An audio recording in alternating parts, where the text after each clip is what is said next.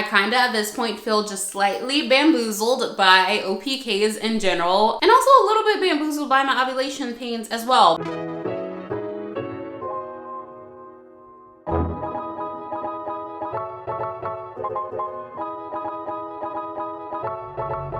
What's up guys, and welcome back to my channel. Thanks for joining me again. If you're new here, then my name is Mariah and currently I'm on a journey to conceive rainbow baby number 1 with my husband Jeremy. If you're a returning subscriber, then welcome back, tribe. I'm so glad you guys continue to come back to follow along and support us along this process. So it's about that time again in my cycle. We're about to be basically in our fertile week. We actually already are in our fertile week. And I have been sick.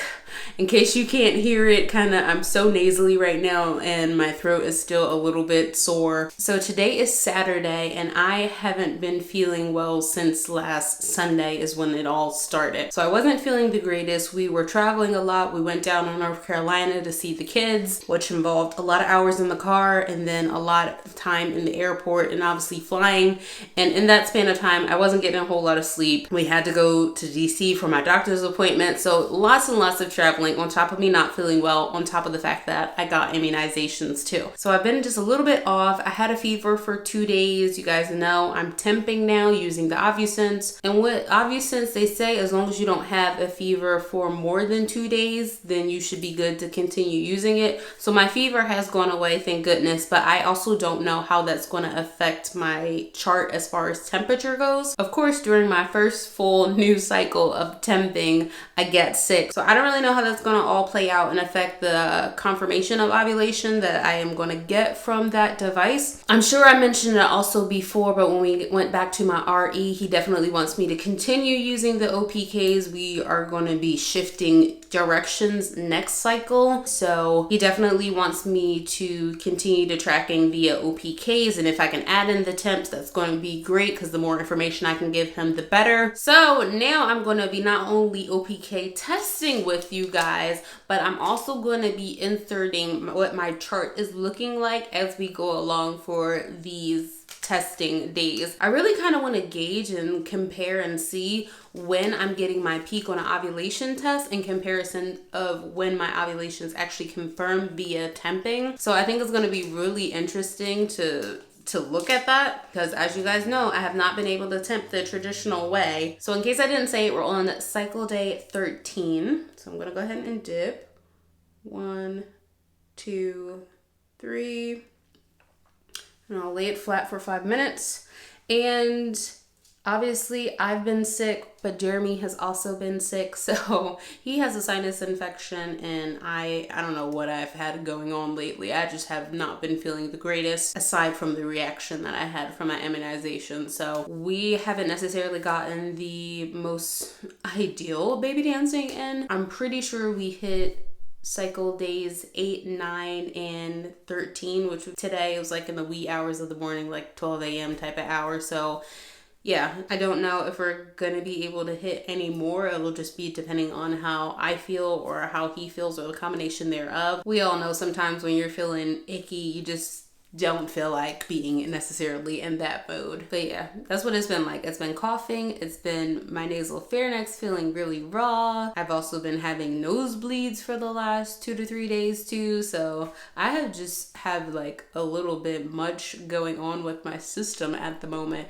Those immunizations, like I said, I got a flu shot and I got a pneumonia shot, and those just like kicked my butt so bad. I'm pretty sure you guys cannot see. I don't even know if it's going to show up on camera, but my arm is like still swollen and I got that shot, like I said, on Tuesday and it is now Saturday. I don't even know if you guys can see it, but it almost looks like I have like a little bit of a bubble in my arm, and that's that whole thing. This whole thing is hard. It's like rock solid. It's like a little lump. And it literally feels like I have like stone in my arm right now. And it's weird because I never have reactions or anything to immunization. So who knows?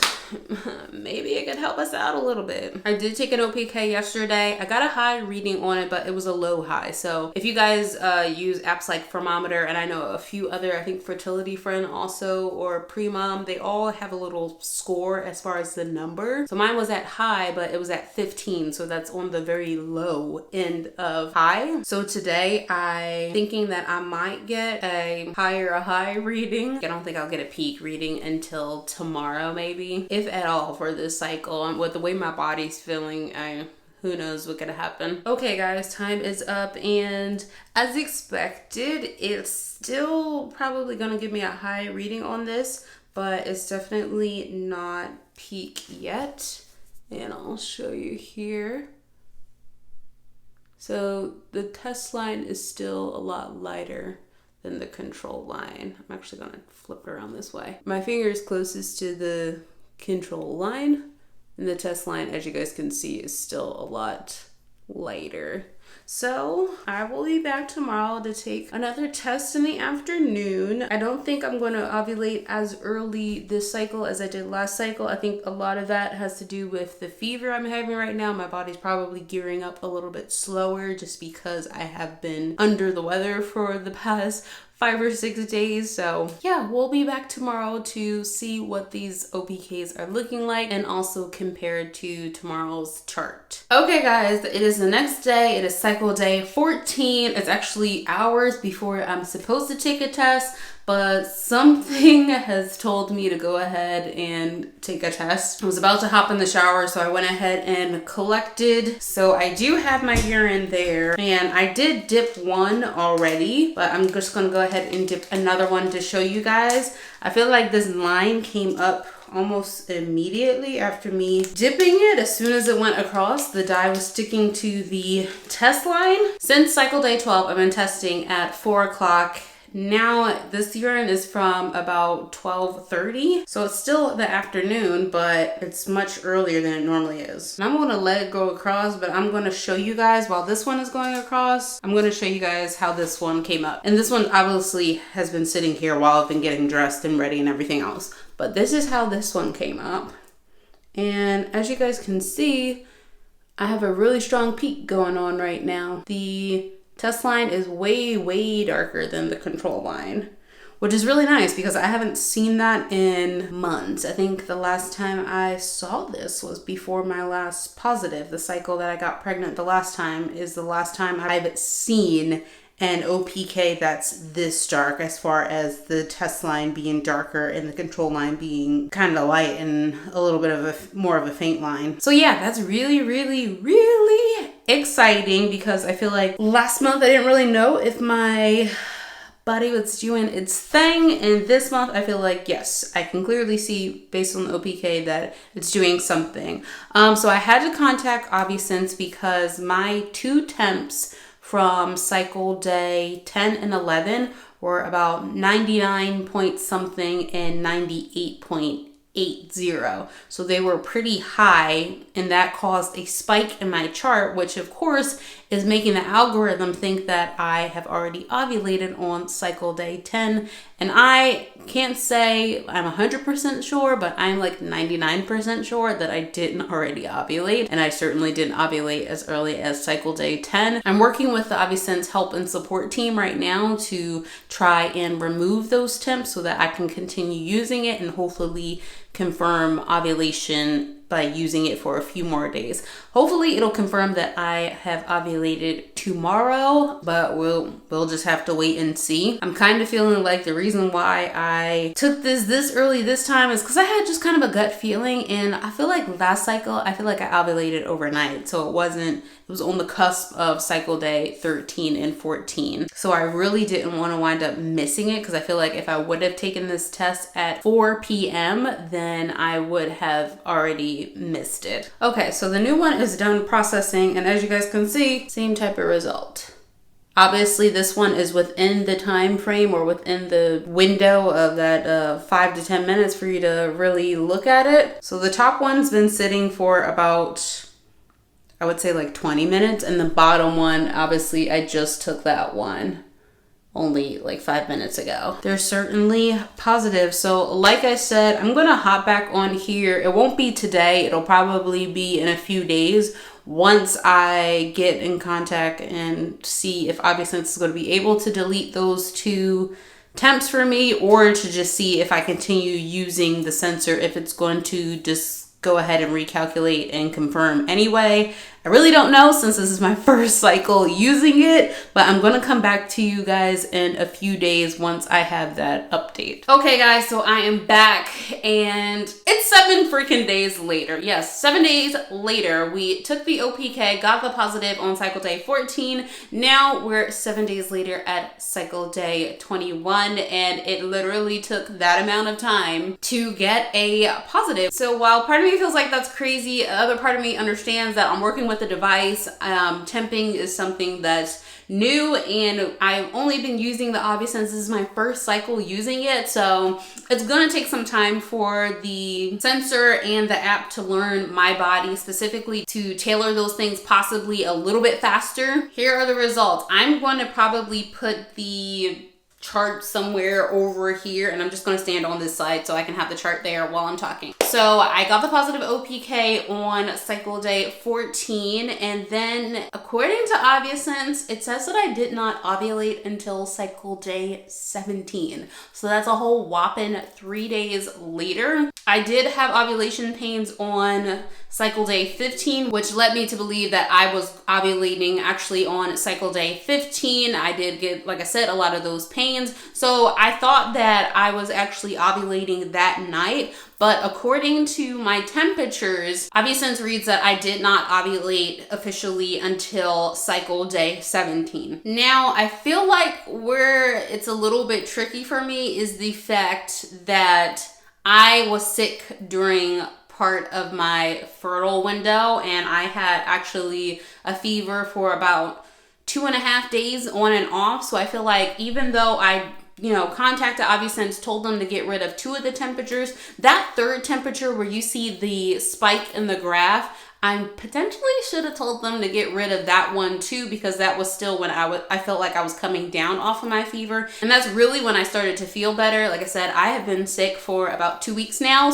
But what I'm really getting at here is just being a little bit surprised by the difference in what I get out of taking my OPKs with kind of timing when I'm ovulating versus what my temperatures are telling me. I kind of at this point feel just slightly bamboozled by OPKs in general, and also a little bit bamboozled by my ovulation pains as well. But like I said, I'd rather have the information than not have the information. So with all of that, I do not think we had the best coverage as far as baby dancing for this cycle. I know that it only takes, it only takes 1 sperm to actually make it through and penetrate that egg so it can fertilize, but I don't feel like we got the best coverage this cycle, partially because I wasn't feeling well enough to baby dance on a more consistent basis.